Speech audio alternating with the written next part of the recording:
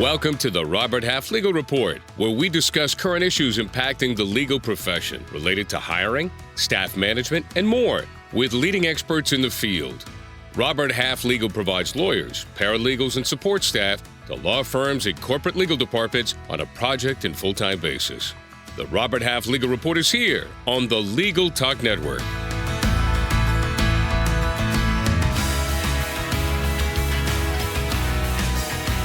Hello, everyone, and welcome.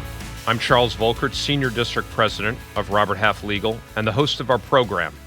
Our guest today is Judy Hissong, Principal at the Legal Leadership Institute and President of Nesso Strategies. Judy is a certified legal manager and an accredited executive coach. She consults, speaks, trains, and coaches on leadership development, strategic planning, workplace engagement, and other key business skills. As a former professional athlete, she also writes and speaks on the importance of health and exercise and the value of work-life balance. Welcome to the show, Judy. Thanks, Chad. I'm pleased to be here. When I hear that introduction, I sound a little, I feel tired, I guess, is the way to say that. I'm often reminded of how much time I've been in the industry and the different places I've been. It's 2 decades of time, either managing law firms or partnering with them. And I'm very excited to be here and part of this conversation.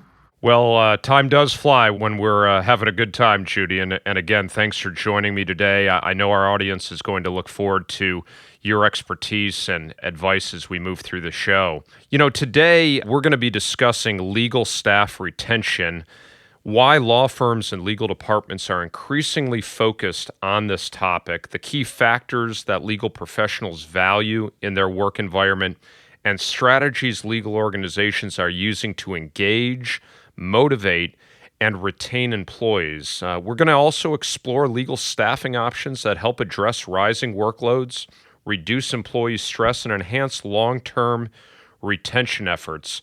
So a jam-packed agenda, Judy, and we might as well get right to it. And maybe as a starting point, let's talk about why staff retention has become such a hot topic for the legal world and legal organizations. You know, most recently in a study, nearly 40% of lawyers we interviewed expressed concern about losing top talent, top legal performers to other job opportunities.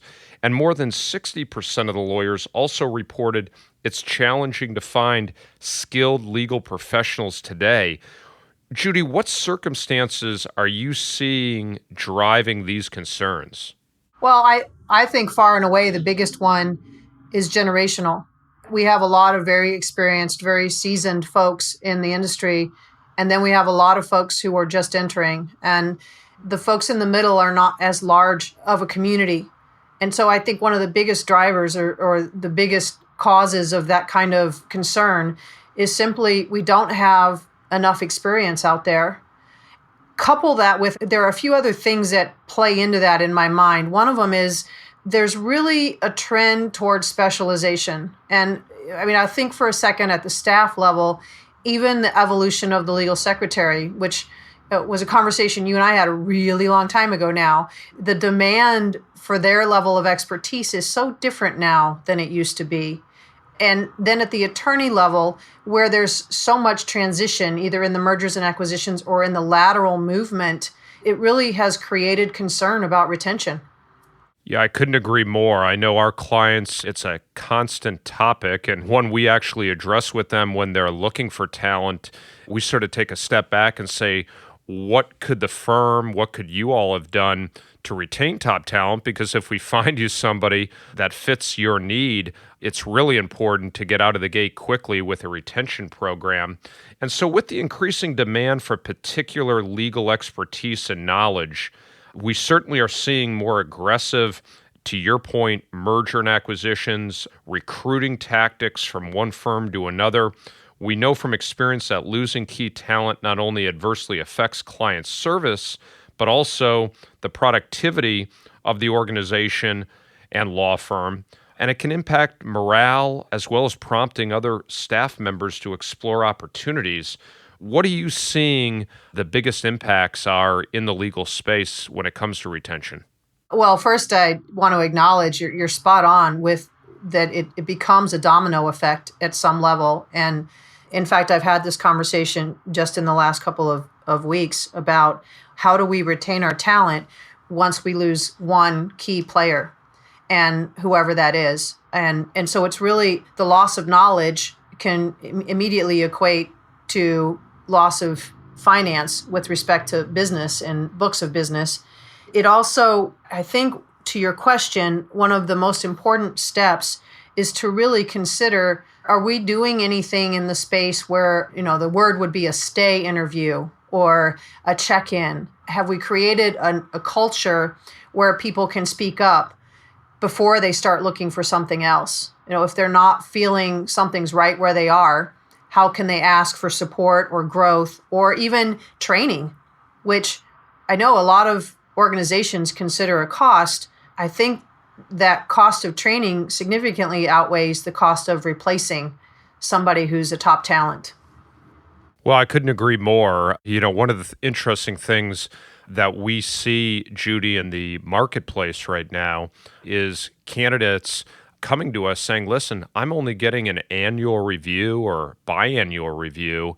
Our top clients that are retaining their best people are literally having weekly, bi-weekly, or at least monthly type of career discussions, performance-related discussions with their folks within the firm or the corporate legal department, and they're retaining their top talent. So I think your points are really right on target.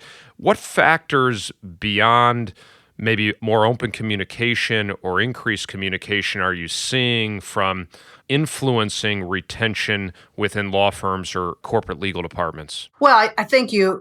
I was fortunate enough to fly on a plane not too long ago with a woman who I think, I'm going to guess, was in her mid-30s, and we struck up a conversation. She was on her way to meet her team. She works virtually, meet her team for her quarterly evaluation.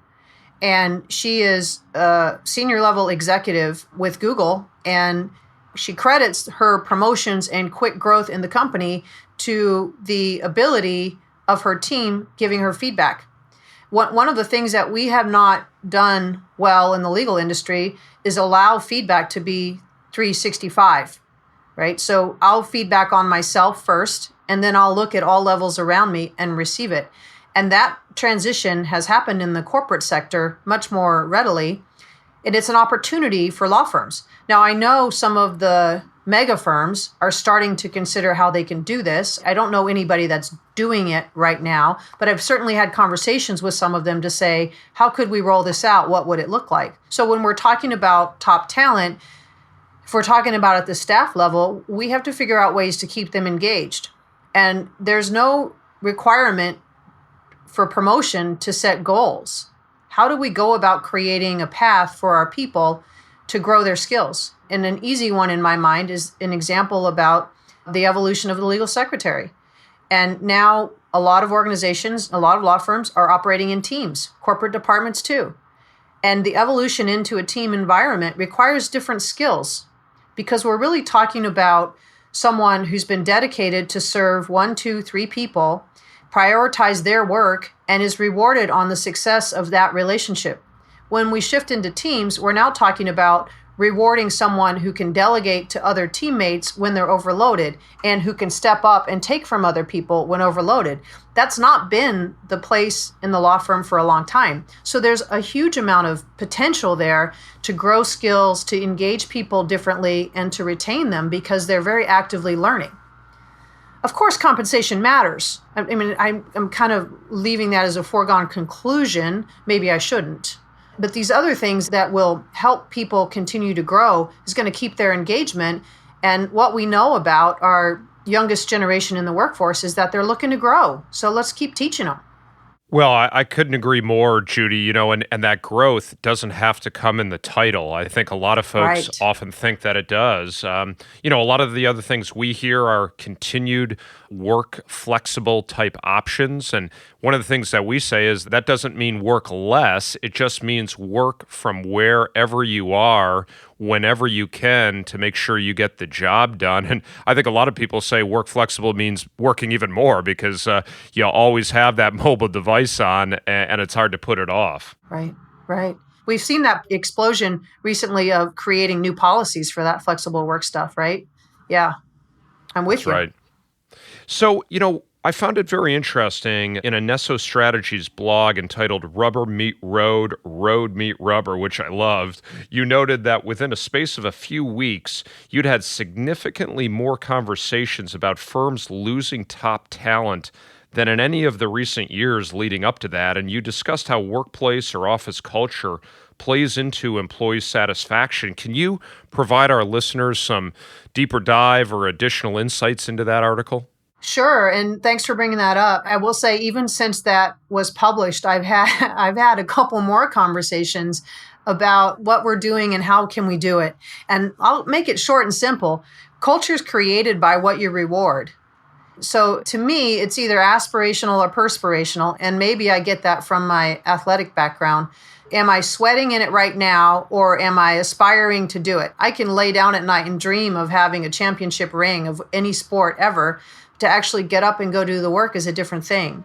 And so when we get clear and we actually look around and say, one of my core values as a law firm, let's say I espouse this, is respect. Well, then am I doing that in all the corners? And I think right now an additional piece of that is very gender. There's a big gender push, right? So how are we treating our women versus our men in our legal settings? And diversity, which is coming partly from the corporate world, right? Corporate counsels are looking for diverse law firms to partner with. If I say the cornerstone of my culture is respect, and then I treat people differently, that's going to be problematic over time. Or if I say that my core value is respect, and then I opt out of things, depending on whether or not I quote unquote feel like it or want to be available, then I've got conflicting statements happening, and people aren't going to hang around for that. You may aspire to have something as a value point that helps develop your culture, but what really happens with culture is you encourage things by tolerating them, whatever they are. And I think we're seeing, maybe you're seeing too, I know I'm seeing, there's finally some desire to have the tough conversation at the partner level when we've been encouraging things that are not successful over the long haul. I think that piece of it is going to help with some of these retention and engagement issues. I agree with that. I mean, being true to the values and making sure that it's a top-down, it's one of the reasons that I've been at Robert Half as long as I have. Max Mesmer, our CEO with the lead principles of Ethics First, often talks about with the leadership team, we have to live those values and make sure that it permeates throughout the organization. And I think a lot of companies have done that, and certainly firms, but as law firms look to operate maybe more efficiently, effectively, similar to corporation structure, I think to your point, those conversations are happening at the very highest levels with the partners. In another post, you referenced a Gallup survey that reported that a majority of employees don't quit jobs, they quit their managers. And you underscored the value of strategic investment in strong performers. Can you offer our listeners advice to legal managers on ways they can invest in their employees for really getting the maximum result out of them and keeping them very happy? Sure. I think, and you can speak to this too, but I would say that anytime I have turnover, the cost to replace that person is roughly equal to their compensation between the training and all of the steps involved in getting someone up to speed. And so what are you doing with your training dollars? Because I spend a lot of my time in training space and I'm talking with firms about training, a lot of times the examples I hear are the person who needs the quote unquote most work. And I would really like for you, legal managers listening to this, to consider how you can develop training for your high potentials. Consider how you could create programs or opportunities for those folks that are in your path, either to partnership or simply to higher levels in your staff side. It doesn't matter to me. Either way, your training programs ought to be beneficial for your top performers at least as much, if not more so, than whoever those least common denominator folks are in your environment. Additionally, I will say, as we've gotten more team-centric in the legal sector, we've developed into practice groups, and I know that's not new, but it's still new in terms of evolution. Do we train our practice group leaders on not only the tenets of leadership, but also on how to be a team player, how to run a team, how to be inclusive?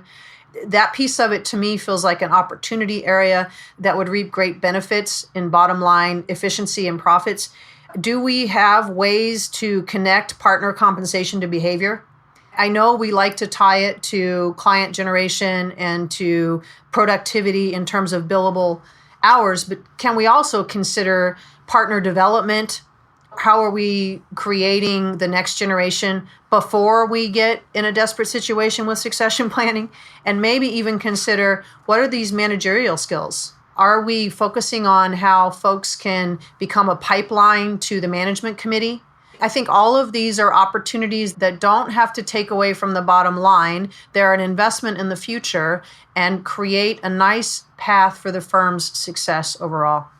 Well, that's a great discussion, Judy, and we're going to dive into that a little bit deeper in the remaining part of the show, but now it's time for a quick break. To find, hire, and retain the best legal professionals, it's critical to have a sound hiring strategy in place. Robert Half Legal works with law firms and corporate legal departments to create effective staffing plans that can adapt to changing workload levels, realize significant cost savings, and improve the overall management of human resources. We offer a wide range of resources to assist hiring managers and job candidates, including our annual salary guide, industry-leading workplace research, and valuable interactive tools. For more information, call us at 800-870-8367 or visit roberthalflegal.com.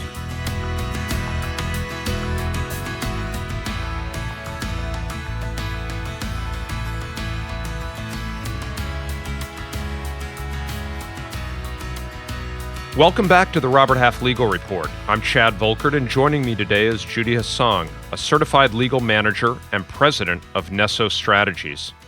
Judy, before the break, we were talking about factors legal professionals value in their work environment and how workplace culture can significantly influence staff retention.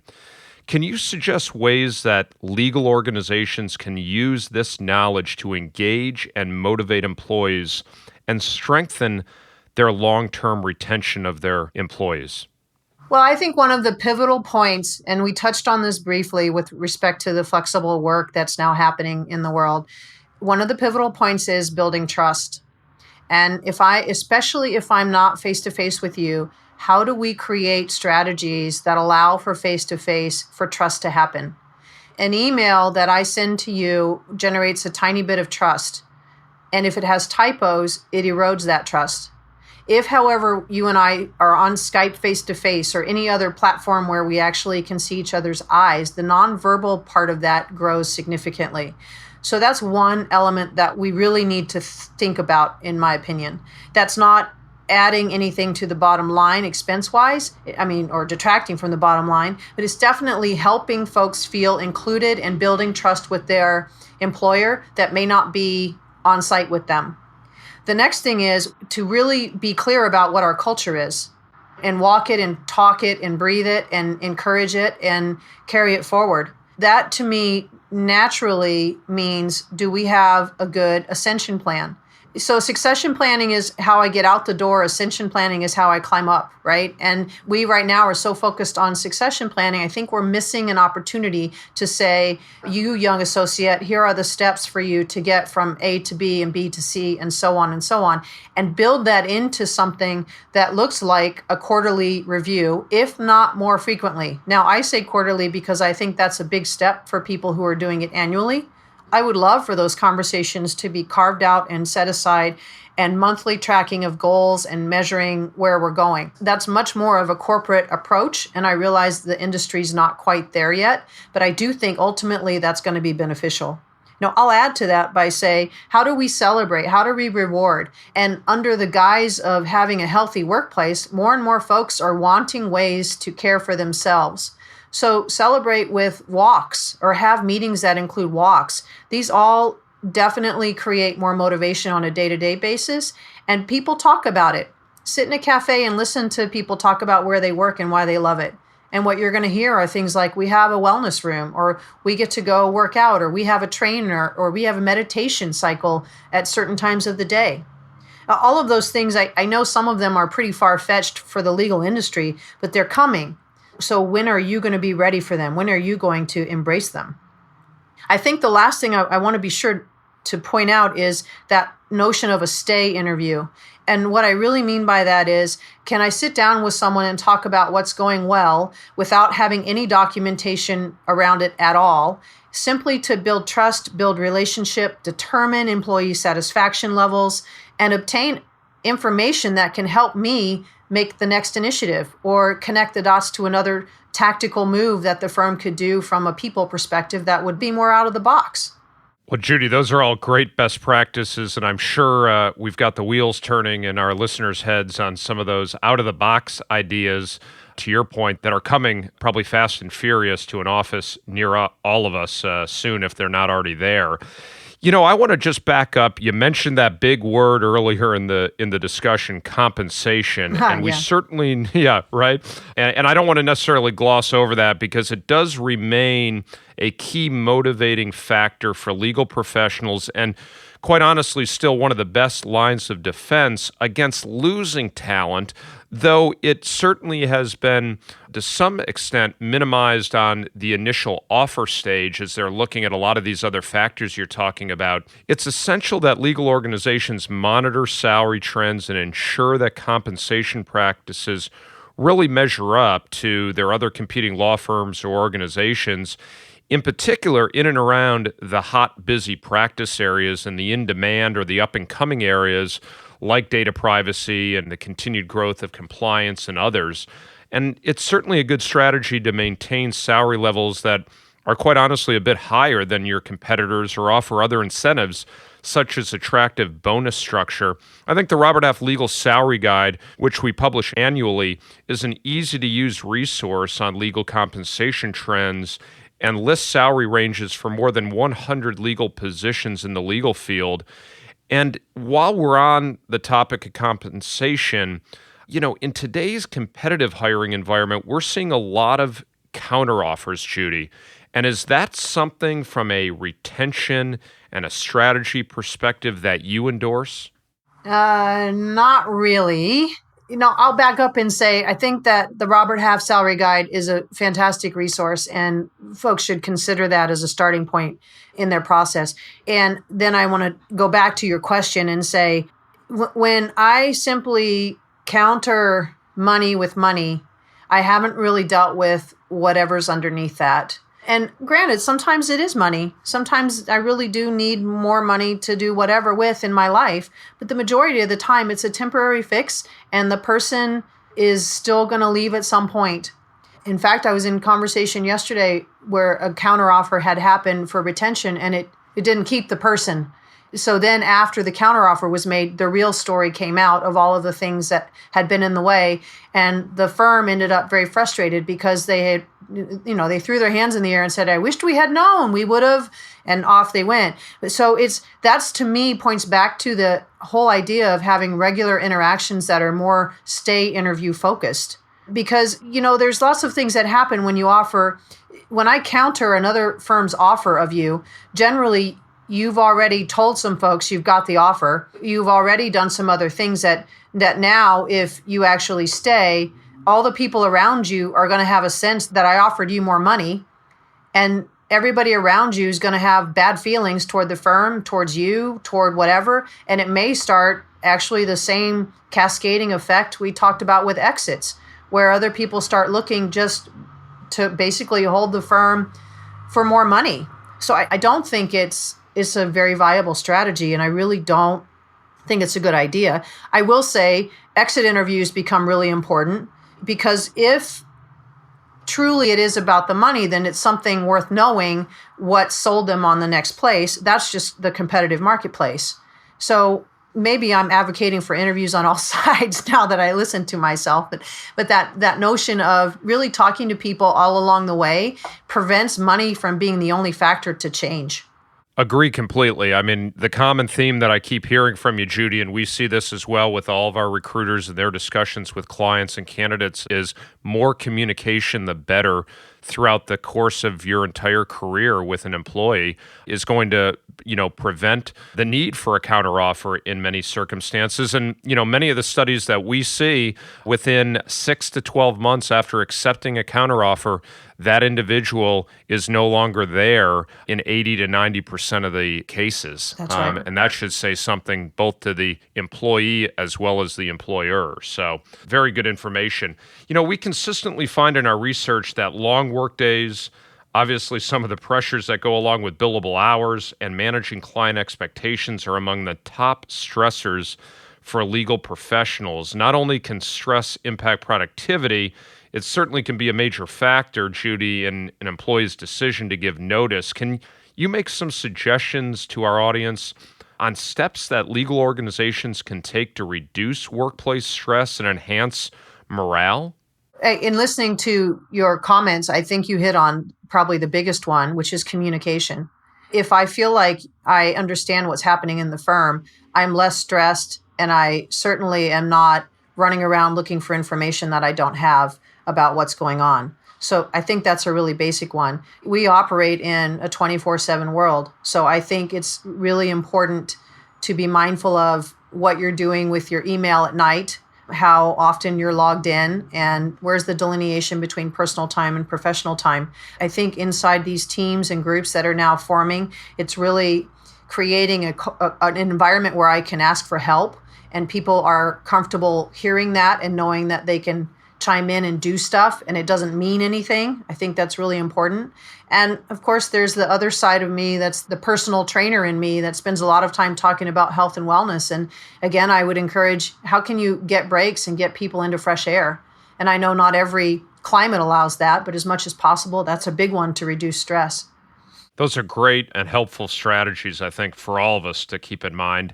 I'd also mention the use of flexible staffing and consultant models to address rising workloads. One of the things we continue to see with law firms as well as our corporate legal departments is the ability to bring in very skilled consultants and project professionals to be able to alleviate some of those very long hours, keeping an eye on your full-time employees and realizing if they're burning the candle at both ends, maybe better to bring somebody in for a week or two or even a month or so to help in a trial prep versus burning out your best people that you really need for the long term. Can you offer any tips on how legal professionals can reduce stress and improve work-life balance themselves, Judy? I think that's a great point that you're making there.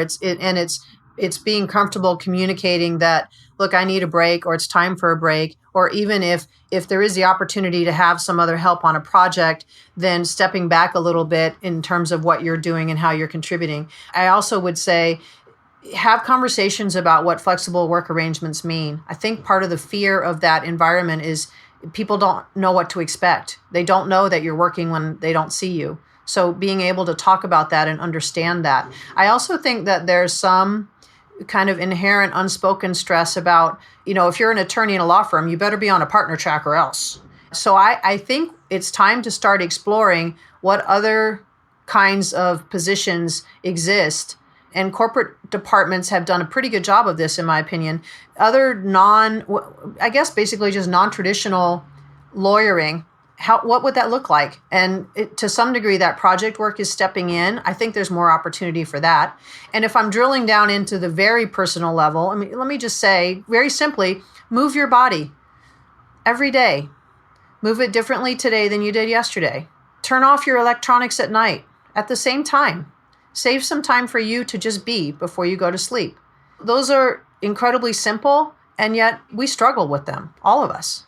Couldn't agree more. I know you've got a desk that goes up and down, Judy. I know a lot of our folks in our offices do. We use headsets. We walk around. I love your comments on getting, some fresh air out there. And, you can tell that there's other organizations within the legal industry. One of the reasons our consulting practice has grown so much there are those lawyers, those legal professionals that don't want the partnership track, but want to remain a real key component within the legal world and help companies achieve their goals roles or handle issues. And so I think as law firms and corporate legal departments look at ways, sort of these non-traditional roles that many corporations and law firms are now beginning to have is really, really important. Well, it looks like we've reached the end of our program. Hard to believe already, Judy, but it was a great discussion, and a big thanks to you for your comments and expertise today. Before we close, I'd like to let the audience know how they can contact you and where they can obtain more information. Thanks, Chad. You can subscribe to the blog at nessostrategies.com. You can email me at judy@nessostrategies.com. And you can find training ideas at legalleadershipinstitute.com. Excellent. A ton of great resources there, Judy, and I know many of our listeners will probably be reaching out to you directly. Our listeners can reach me at charles.volkert, V as in Victor, Olkert, at roberthalf.com. And you can visit the Robert Half Legal website for additional information on legal careers and management resources, including our latest salary guide for legal professionals at roberthalflegal.com. Thanks again, Judy, and to our audience for listening today. Join us next time on the Robert Half Legal Report as we discuss important trends impacting the legal field and legal careers. The views expressed by the participants of this program are their own and do not represent the views of, nor are they endorsed by, Legal Talk Network, its officers, directors, employees, agents, representatives, shareholders, and subsidiaries. None of the content should be considered legal advice. As always, consult a lawyer.